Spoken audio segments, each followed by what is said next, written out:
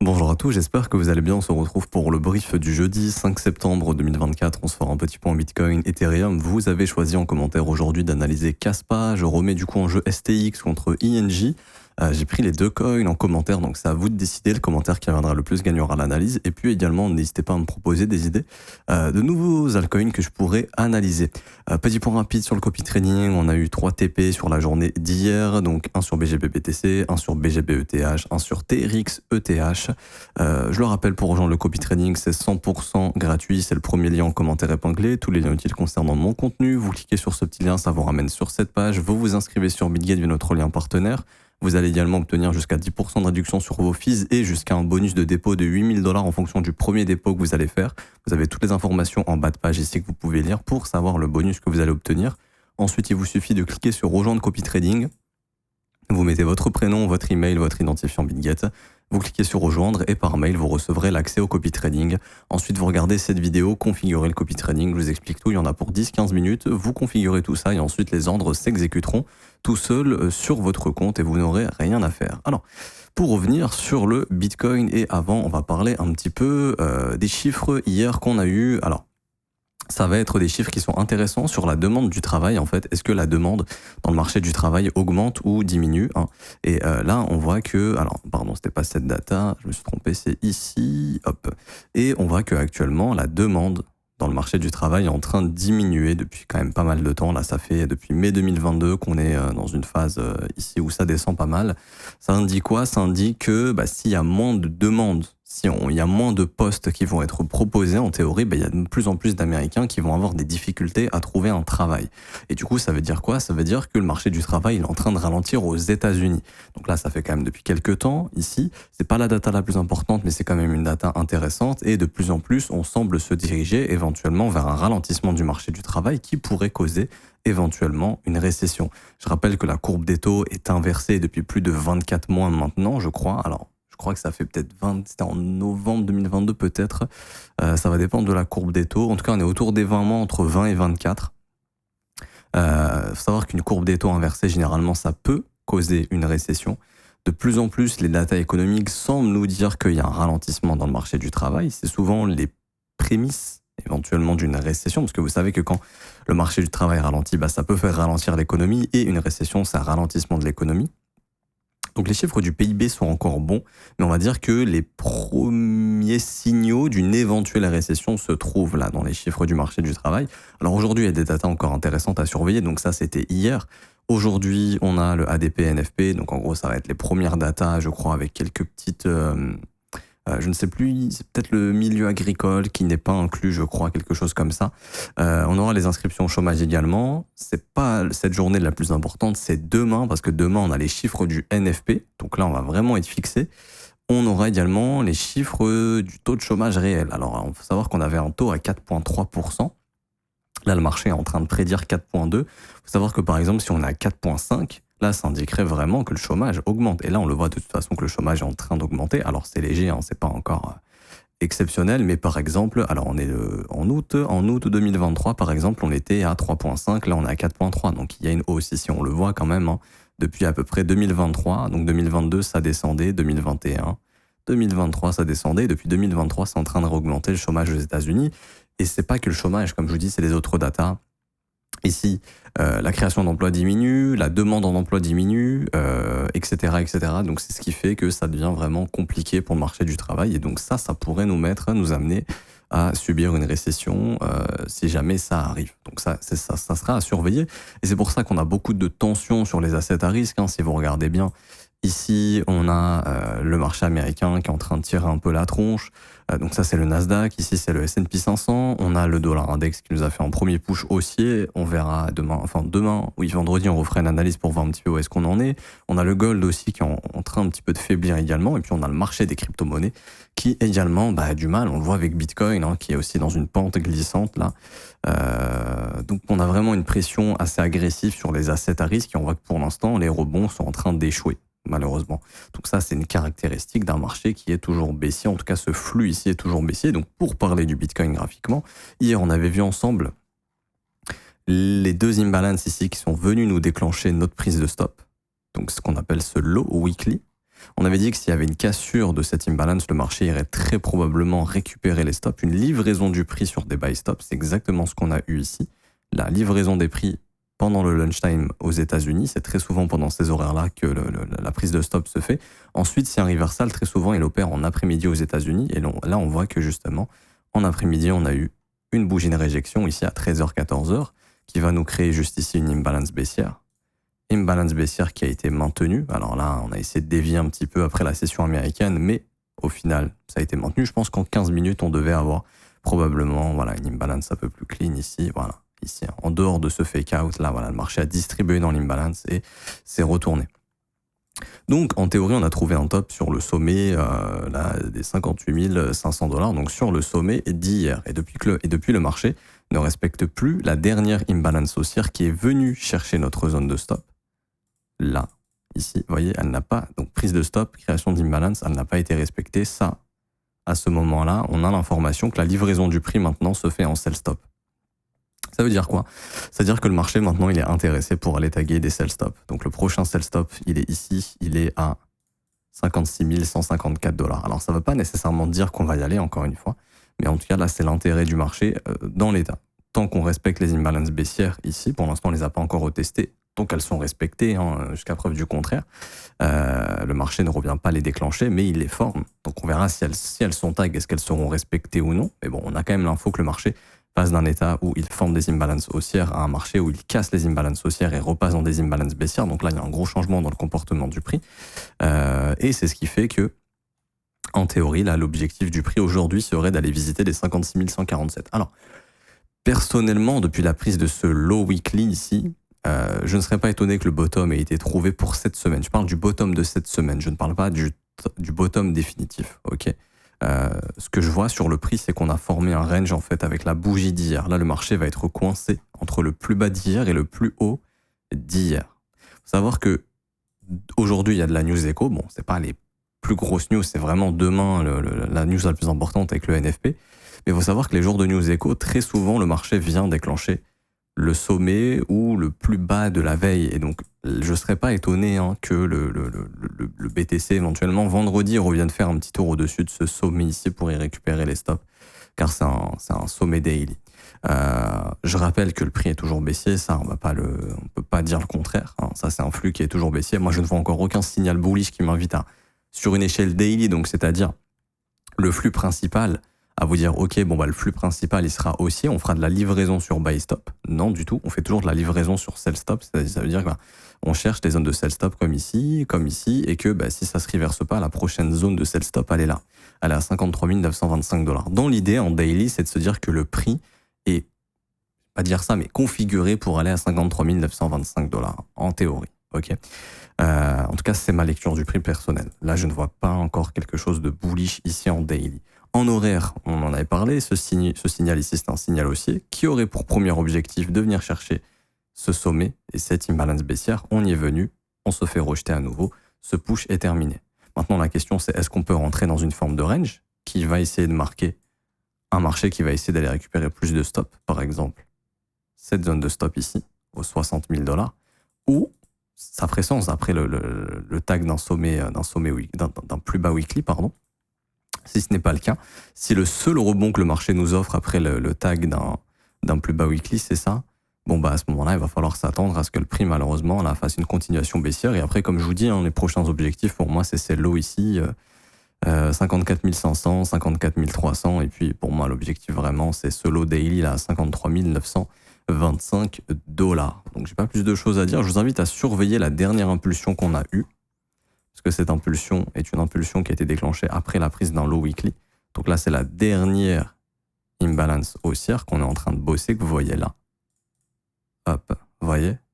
Tant que ça s'est maintenu, il y a l'espoir de se dire que depuis la prise du plus bas weekly, on va défendre, on va consolider dans cette zone et le marché va essayer d'aller redistribuer le prix au-dessus de ce sommet, voire au-dessus du sommet de mardi, ici. Alors là, moi, c'est écrit lundi, mais c'est lundi UTC New York, mais en UTC 0, c'était mardi. Donc, c'est ici le sommet de mardi. Et on pourrait essayer d'aller taper également le sommet là, de vendredi dernier qui couvre le sommet de mardi. Donc, comme je vous dis, les 60 000 $.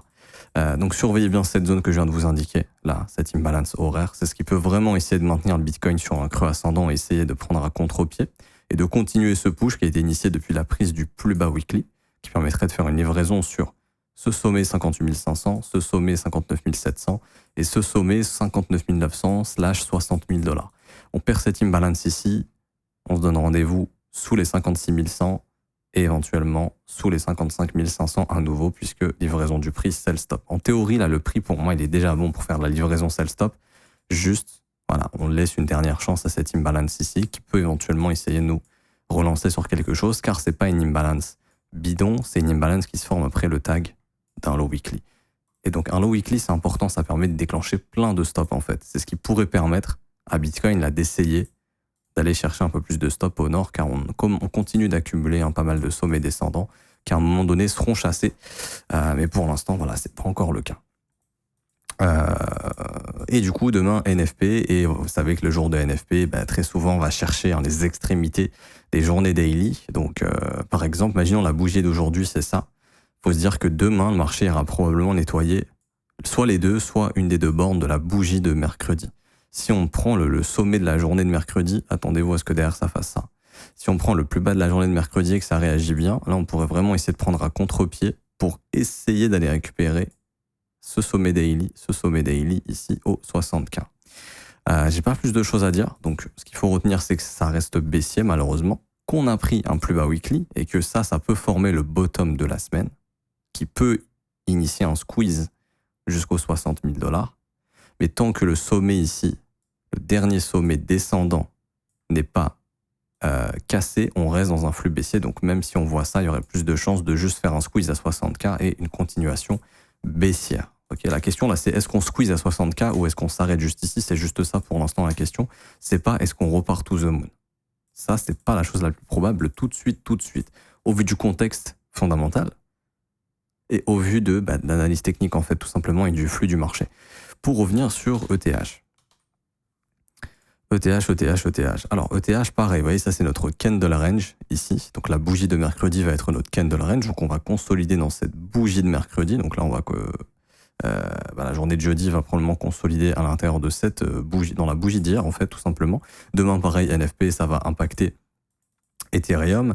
On avait vu également ici, vous vous souvenez hier on en avait parlé, en cas d'irrespect de cette imbalance, et ça a été le cas, on avait parlé justement et là j'ai laissé les notes, ici d'un push jusqu'à ce sommet pour venir travailler cette imbalance. C'est exactement ce qu'on est venu faire, on s'est arrêté pile au seuil médian et je vous invite toujours à identifier les seuils médians de votre imbalance tant que le marché ne s'installe pas au-dessus. Très généralement ça va vous donner un rejet pour faire une continuation baissière. Et donc là, seuil médian, rejet, continuation baissière, sommet descendant, bam, continuation baissière. Donc c'était l'objectif, juste une prise de stop en fait, pour venir piéger les vendeurs qui ont shorté après la prise du low weekly. Et du coup, on est en train de rebosser cette imbalance haussière là actuellement sur ETH, qu'on est en train de perdre en fait, donc c'est pas encore acquis, mais si on continue de s'installer dessous, on aura perdu cette imbalance. Et à ce moment-là, l'objectif du prix pourrait être simplement de refaire un nouveau plus bas éventuellement. Après, comme je dis, on a atteint un gros point d'intérêt sur Ethereum. Pareil, ça m'invitera à penser plus de consolidation, bien sûr pour une continuation baissière par la suite, donc je vois pas d'inversement dans le prix, mais ces niveaux sont quand même importants. C'est le niveau qu'a déclenché le marché, en fait, si vous voulez, est-ce que ça aurait du sens pour le prix de continuer d'aller push plus bas? Oui, il peut tout à fait le faire. Mais pour moi, ce serait beaucoup plus judicieux d'avoir de la consolidation, de laisser les gens se repositionner, laisser ajouter des ordres à défoncer ici, et puis à ce moment-là, prendre une direction, ok, pour déclencher plus d'ordres. Parce qu'en fait, ce qu'il faut comprendre, c'est que l'objectif du marché, ça va être d'exécuter un maximum d'ordres en faisant le moins d'efforts possible. Et donc, la consolidation, ça permet aux gens de se positionner au pire endroit. Comme ça, après, on reprend une direction pour déclencher leur stop et leur liquidation. Mais on peut tout à fait essayer de repartir au sud maintenant. C'est juste que d'expérience, quand je vois des niveaux importants qui sont exécutés, comme des plus bas weekly, des plus bas mensuels ou des plus hauts weekly, des plus hauts mensuels, très souvent, c'est souvent un top ou un bottom temporaire. Okay, temporaire où le marché reconsolide et ensuite ça reste baissier, il continue, ça baisse, mais ça passe souvent par de la consolidation. C'est pour ça que je ne serais pas étonné s'il y a de la consolidation. Okay. Du coup, cette imbalance baissière ici va être rebossée, imbalance baissière qui est redevenue une imbalance haussière qui peut essayer de former ici sur Ethereum une consolidation qui passera probablement par la prise de stop ici, parce que le marché est de nouveau motivé pour déclencher des sell stop. Donc là, les 2385 $, et en cas de prise de sell stop ici, là, éventuellement consolider, puis pourquoi pas essayer de continuer de consolider un peu plus. Ok, je rappelle que ça reste baissier. Pour moi, Ethereum, ça reste baissier ici. J'ai rien qui me dit oui, on est bullish. Alors oui, c'est bien, on crée des sommets, il y a des zones de stop, mais ça sera pour plus tard quand le flux va s'inverser. Là, j'ai aucune raison de me dire ok, le flux s'est inversé pour l'instant ici, en tout cas en daily. Pour moi, c'est vraiment mon unité de travail pour me donner vraiment une idée de la direction du prix pour les prochaines semaines. On en avait parlé depuis la perte de cette imbalance, fallait spéculer baissier là maintenant, et c'est ce qu'est en train de faire le prix. On est venu chercher cette zone de stop, ok, ici. En théorie, la prochaine zone de stop, pour moi, c'est le plus bas de 2024. Je pense que Ethereum va aller chercher le plus bas de 2024 sous les 2067 $. Je pense que c'est notre zone d'intérêt tant que je verrai le flux être baissier comme ça. J'ai pas plus de choses à dire, même en H1. Surveillez les imbalances baissières qui se forment ici. Tant qu'elles sont respectées, on s'attend de la continuation baissière. Maintenant, on n'exclut pas de la consolidation parce qu'on attaque un niveau important cette semaine et qu'on pourrait décider de reprendre une vraie direction la semaine prochaine en attendant que les gens se repositionnent pour qu'on puisse retrouver de l'intérêt. Et pareil, ici, pas plus de choses à dire. En H4, cette petite imbalance haussière qui est en train d'être bossée. Si on la perd, bon bah ça pareil, hein, ça indique continuation baissière. On voit que le prix, on est juste revenu chercher cette imbalance baissière juste ici, rejet. Et donc là, bon, l'idée serait de faire de la continuation baissière, mais avant, comme je dis, pourquoi pas passer par une période de range avant de refaire des plus bas. Mais dans l'idée, c'est de continuer de faire des plus bas, malheureusement. Et du coup, demain, je ferai un point dollar index parce que ça sera vendredi, je pense que ce sera le meilleur moment pour le faire. Je voulais le faire aujourd'hui, mais bon, autant attendre un petit peu avant les chiffres du NFP, où est-ce qu'on est, comme ça pourra donner une meilleure indication. Et vous avez choisi de parler de Kaspa. Alors, Kaspa, je pense qu'on arrive sur un top, pour être honnête. Je vois que le marché a de moins en moins de jus, a de moins en moins d'énergie. Vous vous rappelez de ma petite courbe que je vous ai indiquée qui vous permet d'identifier le momentum.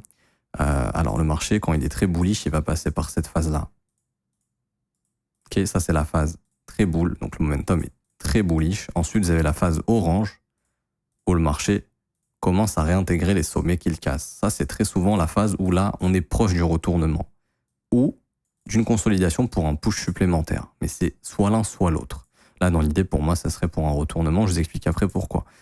Et du coup, ici, ensuite intervient la phase rouge, où là, le marché se retourne. Ici. Donc, phase verte, orange, rouge. Ici, on a la phase verte sur Kaspa. Vous prenez les sommets ici. Lorsqu'ils sont cassés, ils ne sont pas réintégrés. Ce sommet a été cassé, pas de réintégration. Ce sommet a été cassé ici. Bon, légère réintégration, mais rien de dangereux. Sommet cassé ici, pas du tout de réintégration. Et là, sommet cassé, réintégration.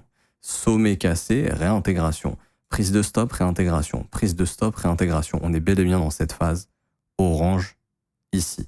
Et là, on serait pas loin de rentrer dans la phase rouge. Là, avec tac, tac, tac, tac, la prise. Alors là, je vais être précis, mais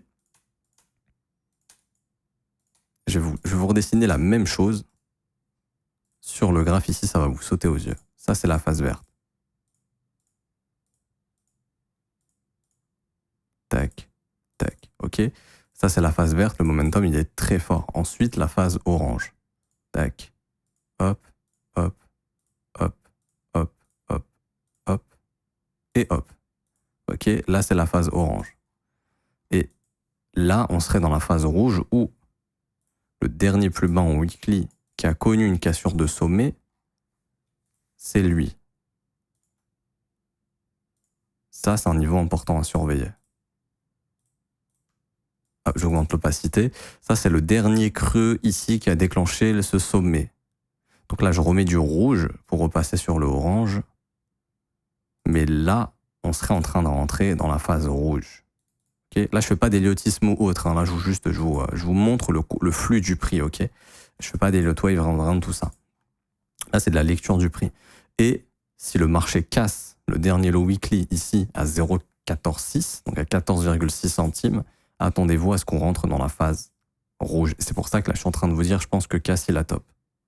Ça se verra encore mieux en daily. Hein.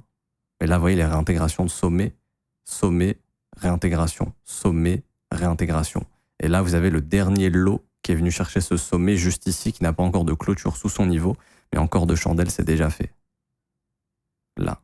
Donc pour moi, corps de chandelle cassé, consolidation, prise de stop, reprise baissière. Consolidation, prise de stop juste ici, reprise baissière. Pour moi, ici, le marché, là, il vient de confirmer son top de sommet descendant ici grâce à cette prise de stop qui a été effectuée juste là, dans un flux baissier qui probablement a laissé de l'imbalance baissière derrière lui. Alors, peut-être ça se verra en H4. Bon, légère imbalance ici. Il n'y a pas forcément... Alors, je pense qu'en H1, on en a. Voilà, ouais, imbalance baissière juste ici. Prise de stop, imbalance baissière, bam, rejet. Donc, mon avis est que... Alors là, bon, je vais clean le graphe, hein, mais que Kaspa a trouvé un top le 1er août, que ce displacement ici, puisque c'est un displacement. Un displacement, c'est quoi? Pour ceux qui se demandent, c'est un mouvement très impulsif qui va former une succession d'imbalances ou des immediate rebalance également, potentiellement, dans le lot. Mais là, on a prise de stop. Là, vous voyez qu'on a la dernière bougie qui est une bougie baissière qui vient casser le plus bas de la dernière bougie haussière. Donc ça, c'est reversal candle ici. Derrière, formation d'une imbalance qui vient former ici l'order block. Et là, on se retrouve dans un marché qui ne respecte plus les imbalances haussières, mais qui forme des imbalances baissières et ce qu'on appelle des immediate rebalance. C'est-à-dire, en fait, on ne laisse même pas le temps au marché de former son imbalance, c'est baissier. Ici, vous avez un immediate rebalance. Ça, c'est vraiment de la lecture de flux pur et dur. Il n'y a pas plus puissant que ça. Pareil, ici, vous avez la formation d'une imbalance qui a été comblée. Là, on a tenté de casser, mais ça finit par faire une simple prise de stop. Là. Hop. Donc, prise de stop ici et reprise de stop ici. Et du coup, ça nous fait rentrer dans un marché, dans un état de consolidation, manipulation, expansion. Et donc, c'est pour toutes ces raisons que personnellement, je pense que malheureusement, casse à top et qu'on retrouvera du Kaspa dans ces prochaines semaines sous ce niveau des 9 centimes. Pour moi, la livraison du prix a changé ici. On est passé d'un état de marché à une livraison haussière, à déclencher des buy stop. Et depuis l'irrespect de cette immediate rebalance, c'est très technique, hein, et l'irrespect de cette dernière imbalance haussière, qu'on va appeler IFVG, le marché est dans un flux baissier parce qu'il ne respecte plus les imbalances haussières, il casse. Alors, c'est pas vraiment encore confirmé ici, mais là, bon, je pense qu'on n'est pas loin de le faire. En tout cas, en corps de chandelle, c'est bon. Et les corps de chandelle nous racontent la vraie histoire et les mèches le bullshit. Donc là, en corps de chandelle, on voit que c'est déjà confirmé. Moi, je vois déjà ici l'inversion de la structure du prix. Vous voyez, par le passé, regardez. Dernier creux maintenu. Sommet, ok. Dernier creux maintenu. Ici. Dernier creux maintenu. Ah, cassure de sommet, dernier creux. Non, pas maintenu ici, en corps de chandelle. Et là, consolidation, prise de stop. Vous voyez l'impulsion baissière ici. Bam, continuation. Donc, je pense que casse à top. C'était un bon rallye, honnêtement. C'était l'un des derniers altcoins à rester assez fort. Mais malheureusement pour lui, je pense qu'on a trouvé notre top. Je pense qu'on est dans un flux baissier qui est en train de démarrer et de débuter. Et on sera plus fixé, mais j'ai pas vraiment besoin de ça. Pour moi, c'est bon. Sous les yeux, j'ai un marché qui est à top personnellement. Je peux me tromper, mais c'est ce que le prix est en train de me dire. Voilà, cette mèche est venue parfaitement sur 38,2. Ce qui peut lui donner une dernière chance, c'est d'essayer là, de maintenir 38,2 et d'essayer de consolider pour inverser tout ce qu'on a fait à la baisse. C'est-à-dire belle consolidation pour une reprise haussière. Ou ça, par exemple. Hop, hop, hop. Quelque chose comme ça. Casser le dernier sommet qui se serait formé ici. Mais ce qu'il faut comprendre, c'est que déjà ce sommet est à l'initiative d'une prise de stop, d'une consolidation. Donc c'est quand même assez baissier. Donc pour moi, ça va être le dernier sommet maintenant qui risque d'être protégé. Et qu'on rentre malheureusement dans quelque chose de baissier. Et je pense que la cassure des 38,2 nous confirmera le retour en zone de rechargement. Donc entre 8 centimes et 4 centimes. Je sais que ça peut faire peur. Mais c'est comme ça. Hein. On parle d'un marché qui est passé de 1 dixième de centime à 20 centimes. Il faut accepter qu'il puisse retracer entre 8 et 4. Et du coup, la cassure du premier arrêt confirmera pour moi la prise de stop de toute cette consolidation ici, sous les 9 centimes. Je pense que K se dirige sous les 9 centimes pour ces prochaines semaines, prochains mois. Je ne pense pas qu'il refera de nouveaux sommets de sitôt. Je peux changer d'avis en fonction de ce que je verrai sur le prix, mais là, pour moi, ça me semble clair et net.